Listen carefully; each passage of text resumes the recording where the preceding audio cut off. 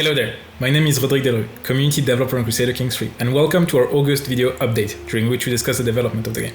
This one will be the last video before we push Crusader Kings III out in the open, and we've discussed still quite a lot of topics. With Magna, we have chatted about performance and AI. With Matthew, we've discussed about modding and how to transform the game as you see fit. With Alexander, we have discussed legacies and why they are useful to you in the game. Finally, with Yuan, we have taken a look at achievements. And stick around to the end because I want to introduce you to someone very special. With Magne, programmer here at Paradox, we have chatted about performance and AI and how to make the game run smoothly on your computer. So throughout CK3's development, performance has been a major priority. We've considered it from an early date onwards, and especially as release has gotten closer and closer, we've spent more and more time of it to ensure that it's up to a level we're happy with. The two systems we've reworked the most that affect performance are threading and rendering, and they're heavily tied together since the rendering system is also heavily threaded. So for these two systems, we reworked them from the ground up. The threading system is now based on systems rather than individual characters or other objects. This allows us to get a better balance between threads so more work can be done at the same time. It also significantly simplifies the restrictions on what we can do while we're threaded, so that it's easier to program and thus fewer mistakes will be introduced, such as crashes, out of syncs, or other strange behavior. For rendering, what we did is we made it threaded rather than done on the main thread. So what this effectively means is that rendering can happen while we're updating the game state. So as the game state is changing, we're still rendering frames instead of having to periodically wait to render a frame. Overall, these changes mean that if you have multiple cores, especially if you have a lot of them, you get better performance than before. It also makes it easier for us to further develop these systems in a performant manner, meaning that we should have good gains after release as well. And since they've been reworked in a way where it's harder to make mistakes as a programmer, it should mean fewer bugs too. So with the AI, we've had three main goals. The first goal is that it should provide some level of challenge, because you don't want to just steamroll from the beginning, because that's not very fun for most players. Additionally, it shouldn't do things that are frustrating to the player, even if they might technically be a smart thing to do. And third, it should feel like it's a plausible actor in a medieval world. We've taken a different approach in some ways from CK2 when it comes to the AI, but the core of it is still pretty similar. I think the biggest changes are in the military AI, where we've reworked it from the ground up to be more based on allowing multiple participants to do well together rather than acting individually. On the non-military side, on the other hand, it's pretty similar to before in like the basic design philosophy. It's rebuilt, of course, so it's generally better, but the basic idea is still to be a plausible actor, and we've managed that by checking for possible actions at specific intervals and then taking actions that make sense, and by having some randomization here and just good rules for when the different actions make sense, we end up constructing a narrative where they look like they are an actual medieval ruler. There are parts of the AI in CK3 that are a lot more moddable than they were in CK2. There are still parts that you can't especially mod, especially the military AI, but things like interactions are far more moddable than they were before, as most of the interaction AI goes through script instead of code. The goal of the non-military AI is to make the world feel alive. It's not just there to be a challenge to you, but the main priority is instead that the world feels like it could be an actual medieval world. Sometimes that means the AI will act against you, other times it means it'll help you, and other times it'll just do things that don't affect you in any way, but help ensure that this world feels like it is actually alive. Sometimes we have had to have some restrictions on the AI for how it interacts with the player, just so that it doesn't get overwhelming or frustrating. Like the prime example here is seduction, where at various stages in the game we've needed to tweak the rules there so that if the player is playing a woman rather than a man, they don't get just 100 seduction attempts constantly.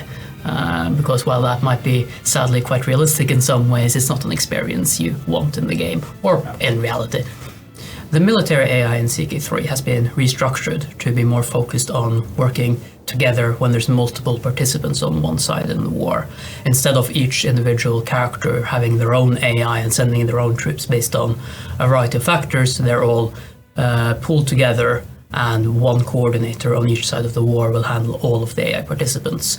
This means that the AI works much better together with other AIs, which is very nice in cases like the Great Holy Wars, where there are a lot of AIs on the same side of a war. Stops them from running around like headless chickens quite as much. One of them is if the AI realizes that the war is clearly lost, it will be willing to stand and fight rather than keep running for its life. It'll pick a nice defensible location and wait for you to come and deal with it, thus inflicting the maximum possible of casualties, but bringing the war to a quicker end. So we've taken AI into account in the design more than we have in previous games, so AI has always been a consideration early on just to see if a design makes sense for the AI and whether the AI will be able to interact with it well. Sometimes this has meant that we've had to do minor tweaks to make the AI work better, and sometimes systems have had larger changes, or we've seen that of a few possible alternatives, all of which would be good for the player, one would be clearly better for the AI, and thus we go with that one because the player experience overall will be better. A prime example of that is the whole fort system in CK3. Where in CK3 you can move past fort still, but if you do so you will incur attrition, and the AI will almost never do this because it's usually a really bad idea to do so, and that means that we restrict the possible options for the AI significantly, and it's thus easier to find a good path to pursue. And similarly for the player, it also restricts their options some and then makes it simpler for the player to figure out what to do and removes the temptation to try to chase down the enemy army past their force, for instance. So far I've talked a lot about how the enemy will work and how AIs will work together, but you might be wondering, how does the AI work when it's on your side? And the major thing there is that it tries to largely help you rather than pursue its own goals. Most of the time it will stick very close to your armies and offer support in sieges and in battles. Even if it's a losing proposition and it'll lose its army, it will follow you into battle because it's your ally and that's what it's supposed to be doing. This mainly kicks in if you're the primary participant. If you're being called into the war, it'll do its own thing rather than help you because it's trying to win the war. But if it's your war that it's trying to win, then it'll do almost everything in its power to help you out. With Matthew, also programmer, we have chatted about modding and how modders are going to be able to transform the game completely, from small UI changes to complete overhaul of the games. Have a look.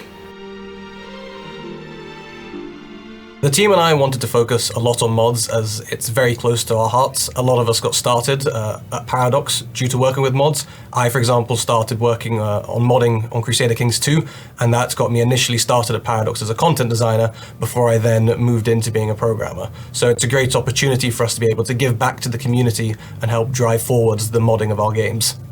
We wanted to improve our character interaction system for CK3 by unifying it with one overall system so that there isn't a difference between how an important interaction that was previously hard-coded in CK2 would work versus how any interaction that we wanted people to be able to make could work. So it all goes through the same system, so it's open to be changed by mods as well as our in-house content designers. The biggest benefit of this new system is that mods can change any of the targets of interactions, any of the AI weighting, how often they're checked, and be able to engage with the system a lot more and change any custom behaviors they need for their own mods. Combining multiple mods has always been difficult in games, even in CK2. For CK3, we wanted to improve the ability for small mods to combine with each other and for submods to combine, so you can overwrite individual entries, such as overriding just one trait, just by using the same key, instead of needing to overwrite the entire file of hundreds of traits. It means if you want to just have one small mod, you can just override what the lunatic trait does, so it will be in one file and more easily compatible with mods that other people make, instead of needing to have to manually do compatibility patches for very small changes. All of the new interface utilities we have, such as alerts, issues, and notifications, are fully moddable. You can create your own new ones to explain how you can use your own mod mechanics, instead of having to rely on harder to read explanations in events instead of more easy to understand interfaces designed specifically to communicate such information. The interface is incredibly moddable. We have links between the main scripting language for events and the GUI scripting language, which, albeit different, is still quite easy to pick up in comparison to a full programming language. And these things can be linked together so you can make your own custom interfaces for your mod-specific features. For example, in a fantasy mod, you can have interfaces designated for your magic features instead of having to go through normal basic interactions and pop-ups. For CK3, we wanted one unified system for all interactions instead of just being a split between the hard-coded ones and the ones we can mod. So things like arranging a marriage, which in CK2 was very unmoddable, is now goes through the same system so that it can be changed by modders as well as our in-house designers without needing any changes in the code. To make modding the UI easier, we have a GUI debug mode, which allows you to view the hierarchy of all the GUI elements and allow you to open to the file and line that that element is defined in, so it's easier to debug and change things when you're trying to make your mods. With Alexander Altner, lead game designer on the project, we have taken a look at legacies and how they affect your gameplay. Legacies are unlocked by having a grand dynasty and spreading them out over the world. The more spread out they are, the more renown you get, and you spend this renown on dynasty legacies, which are powerful, but not as powerful as lifestyles perks that apply to everyone in your dynasty. Legacies have various effects that apply to everyone in your dynasty, and they are sources of, for example, piety, prestige, better guests. Depending on which dynasty legacy track you decide to go down, you get different bonuses that are tailored to your specific playstyle. Depending on where you are in the world, you will want to unlock different legacies. There are several really awesome legacy tracks to choose from. Personally, it depends on where I'm playing. If, for example, I am located in the crossroads between India and the Middle East, I like Warfare because it's really good when you are being attacked. You get bonuses such as more effective knights, and ultimately you can even recruit a regiment of House Guard, or use a man-at-arms slot to purchase additional man-at-arms. You also get lifestyle experience boosts somewhere in the middle of the track, but you always want to progress through an entire track when you're playing because the bonuses at the end are very powerful. Another one I like is Erudition. Erudition is great when you're playing in the middle of a large realm like the Holy Roman Empire, for example.